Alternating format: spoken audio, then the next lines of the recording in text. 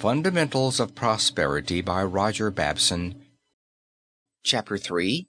Industry versus Opportunity.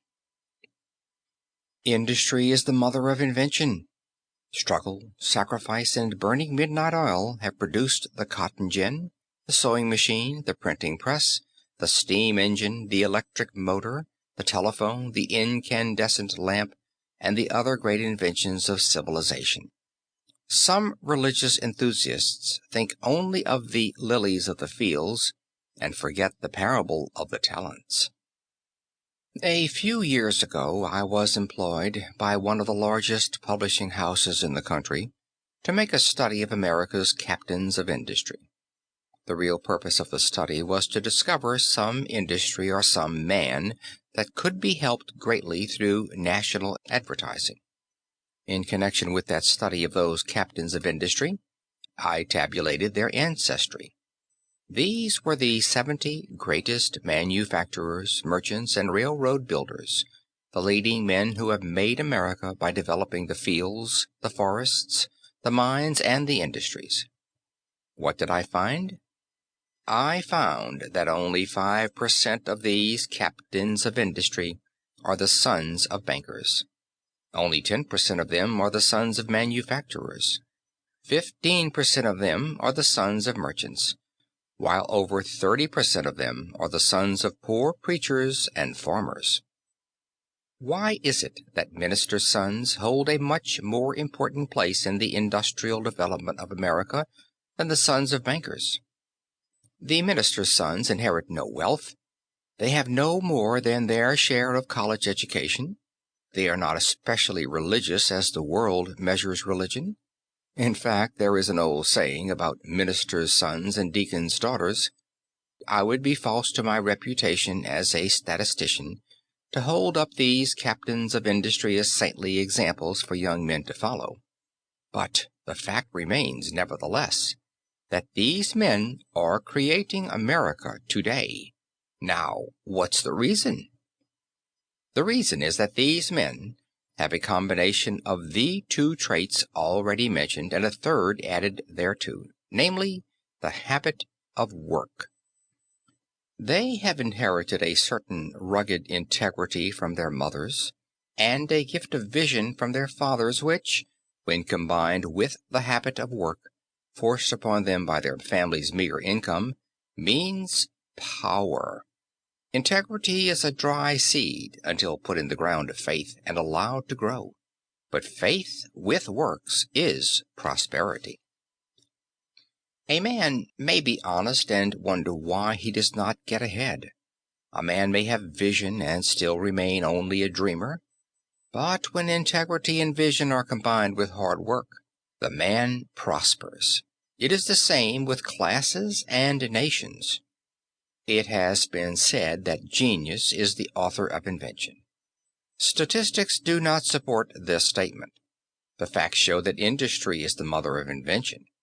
Struggle, sacrifice, and burning midnight oil have produced the cotton gin, the sewing machine, the printing press, the steam engine, the electric motor, the telephone, the incandescent lamp, and the other great inventions of civilization. Why is it that most of the able men in our great industries came from country districts? The reason is that the country boy is trained to work.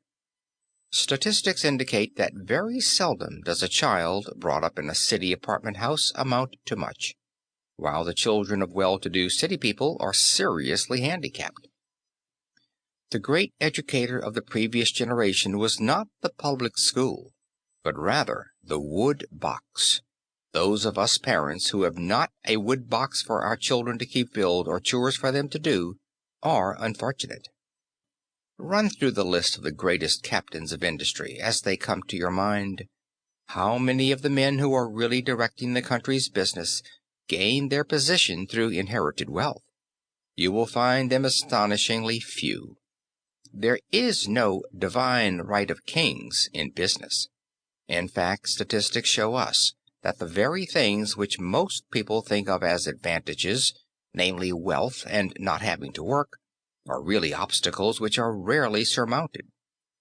Industry and thrift are closely allied. Economic studies show clearly that 95% of the employers are employers because they systematically saved money. Any man who systematically saves money from early youth automatically becomes an employer. He may employ thousands, or he may have only 2 or 3 clerks in a country store, but nevertheless he is an employer. The same studies show that 95% of the wage workers are wage workers because they have systematically spent their money as fast as they have earned it. They, of necessity, remain wage workers. These are facts which no labor leader can disprove and which are exceedingly significant. This is especially striking when one considers that the employer often started out at the same wages and in the same community as his wage workers. The employer was naturally industrious and thrifty, while those who remained wage workers were not.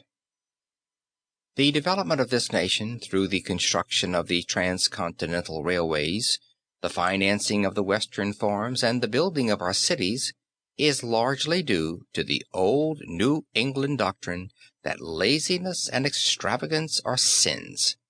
In some Western communities it is popular to laugh at these New England traits, but had it not been for them, these Western communities would never have existed. The industry and thrift developed by the old New England religion were the basis of our national growth.